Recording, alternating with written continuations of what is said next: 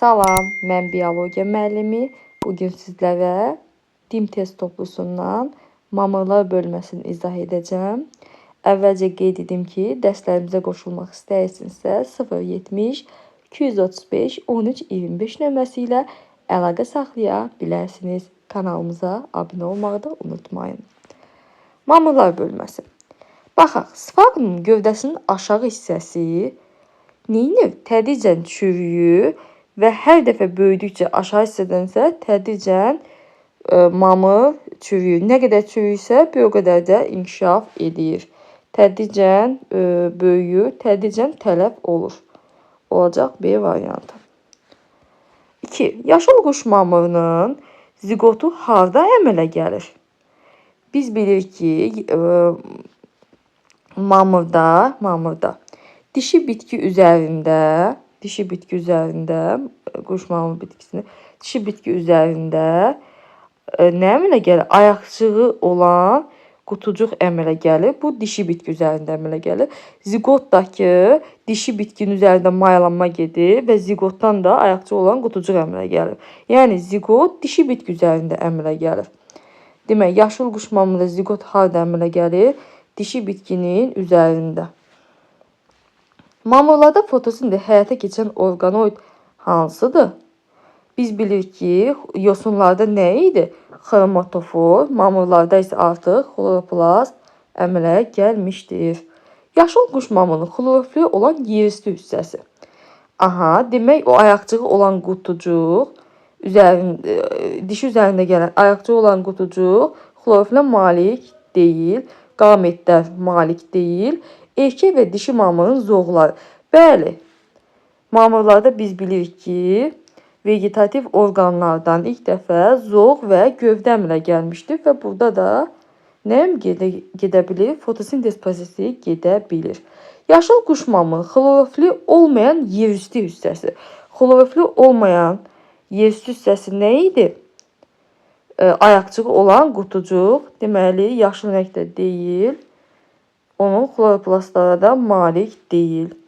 Onlarda fotosintez gedə bilmir. 6. Mamırın tallumu. Mamırın tallumu nə idi? Biz bilirik ki, onu protonema deyirdik. Yosuna bənzəyir və ona yosuna bənzər nazik sap deyirdik.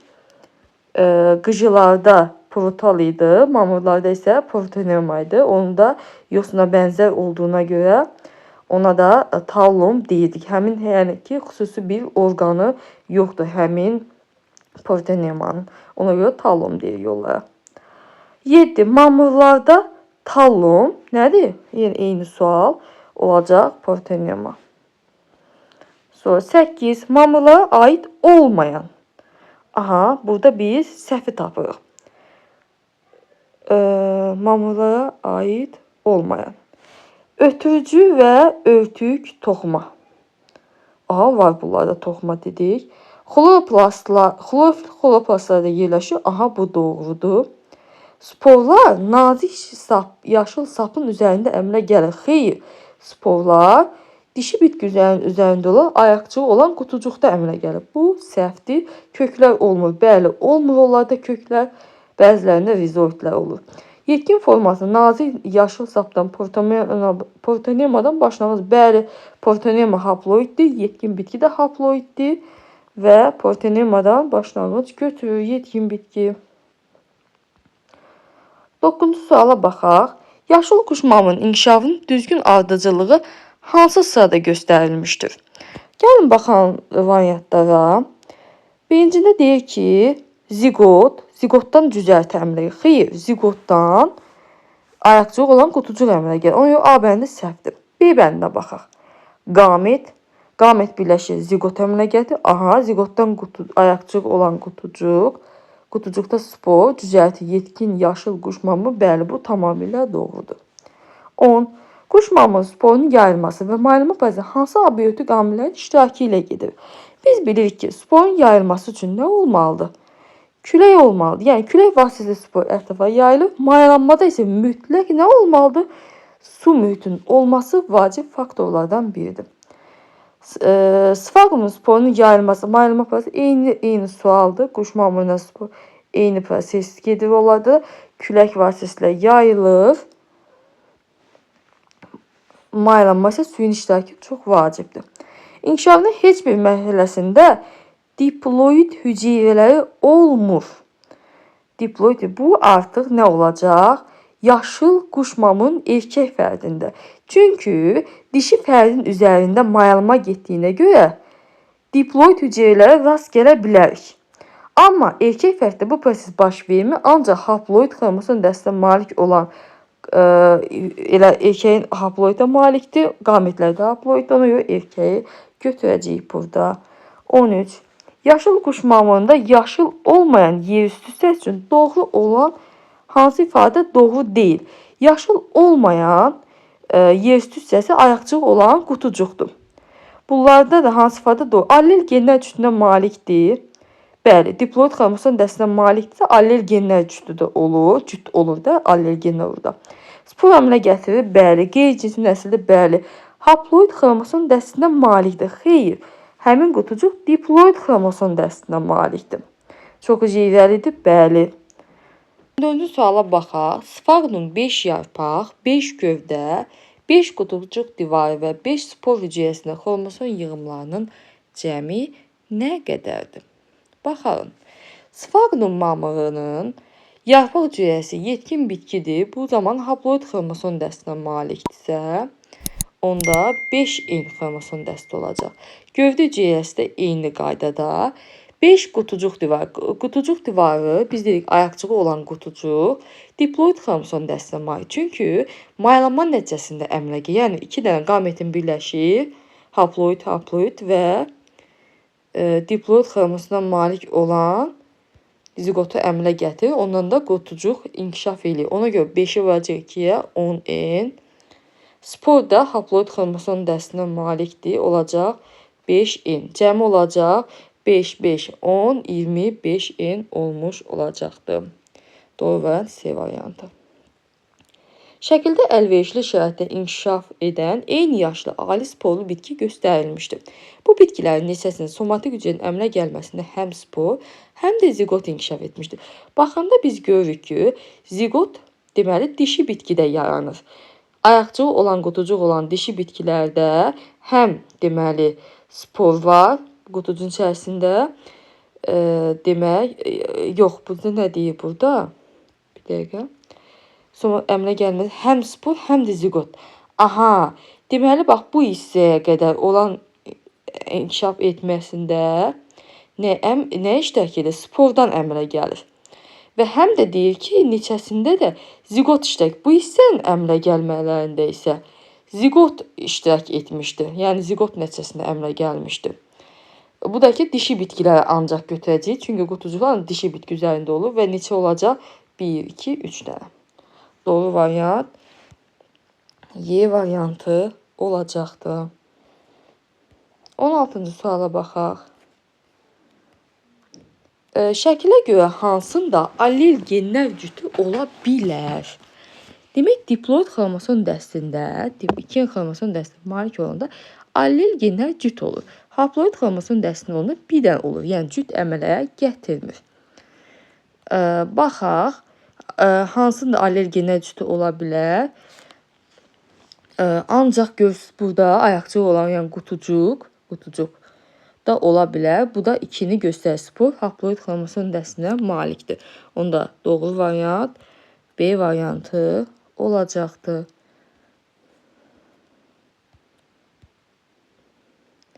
17-ci suala baxaq. Yaşıl quşmamının hansı strukturlar bilavasitə zigotdan inkişaf edir? Baxaq. Zigotdan inkişaf edən hansı hissədir? Bu hissə, deməli, bax, bu hissə dedik, nədən inkişaf edir? Spordan.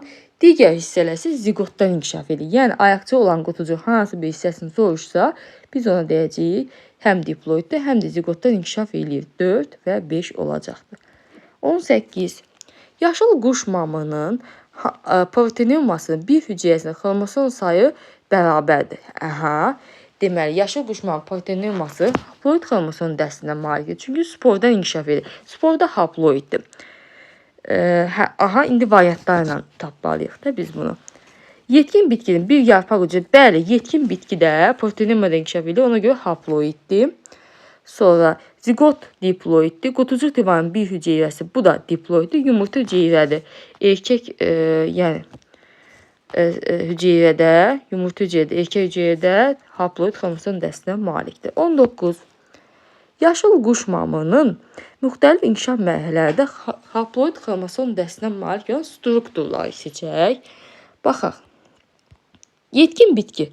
Bəli, yetkin bitki nədir? Haploiddir.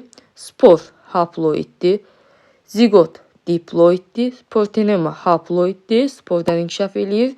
Sonra qutucuq divarı nədir? Diploiddir. Zigotdan inkişaf etdiyinə görə qutucuq ayaqcıqdır. Eləcə də anteridi və arxagoni, bəli, bunlar erkək və dişi fərdlərdə haploid xromosom dəstinə malikdir. 20. Yaşıl quş mamının müxtəlif inkişaf mərhələləri diploid. İndi isə əksinə diploid olanları seçəcəyik. Yetkin bitki spordan inkişaf edir. Haploiddir. Spor özü haploiddir. Diploidləri seçək. Zigot onda ola bilər. Proteinema xeyir. Qutucuq divarı bəli diploiddir. Qutucuq ayaqcığı eləcə də 3, 5, 6 ola bilər. 21. Mamırlarda haploiddir. Zigot diploiddir. Qutucuq sapları nədir? Diploiddir. Gövdə haploiddir, bəli. Sonra proteinema bəli haploiddir. 4. Protal yox. Bunlarda protal olmur, qıcılarda olur. Ona görə götürmürük. Spor haploiddir. 22. Yetkin spargunun bitkisinin uzunluğu 25 cm-dir. Onun illik boy artımı 3 cm olarsa 5 ildən sonra bu spargunun uzunluğu neçə santimetr olar? Demək biz dedik ki, əvvəldə spargun bitkisi nə qədər inkişaf eləyirsə, bir o qədər də tədricən alt hissədən məhv olur. Ona görə 25-dir, bir fərqi yoxdur. 5 ildən sonra yenidən də 25 olacaqdır. 23. Yetkin spargun bitkisinin uzunluğu 35-dir. Yenidən bu da eyni qaydada, yəni hər il illik boyatın 5 cm, 5 ildən sonra da yenə də 15 cm inkişaf edəcəksə 15 cm-də məhv olmuş olacaqdır. Elə eyni uzunluqda qalacaqdır. Və tədricən məhv olur. Torf bataqlıqların əmələ gətirir. Eləcək 35. 24-cü suala baxaq. Ziqotun yaranmasından başlayaraq quş mamırının inkişaf mərhələlərinin ardıcıllığını müəyyən edin. Zigot yaranır. Nəyə əmələ gətirir? Sporofit nəsli əmələ gətirir. Sporofit nəsil inkişaf eləyir. Yəni ki, nə əmələ gəlir? Sporlar əmələ gəlir. Yəni sporofit nəsil 5 ola bilər birinci. Sonra sporofit nəsildə həmin o ayaqçı olan qutucuğun içərisində əmələ gəldi. Sporlar əmələ gəldi 2. Sonra həmin sporlar düşdü, inkişaf elədi, əmələ gəldi proteinemanı. Proteinemandan da yetkin fərdlər əmələ gəldi. Dişi və erkək bitkinin inkişafı etməsi, bəli. Sonra nə qaldı burada? Bir dənə 4 qaldı və qametlərdə dişi və erkək fərdin üzərində əmələ gəlir anterid və arxagoni. Sonuncu sual idi. Sağ olun. Əvvəldə qeyd etdiyim kimi dərslərimizə qoşulmaq istəyirsinizsə 070 235 13 25 nömrəsi ilə əlaqə saxlaya bilərsiniz. Kanalımıza abunə olmağı unutmayın.